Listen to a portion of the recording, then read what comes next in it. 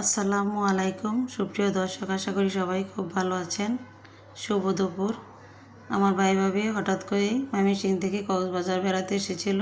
ওরা ফোন করে বলল আমার বাসায় বেড়াতে আসবে, তাই ওদের জন্য কিছু সামান্য আয়োজন করেছিলাম। কারণ আমার হেল্পিং হ্যান্ড বাড়িতে গিয়েছিল, ও ছিল না, তাই একা একাই সব কিছু রান্না করতে হয়েছিল। মুরগির রোস্ট রান্না করে নিচ্ছি, আর কি কি রান্না করেছি আপনাদের সাথে শেয়ার করছি। পোলাও রান্না করেছিলাম, গরুর মাংস, চিংড়ি মাছ ভুনা, মুরগি রোস্ট,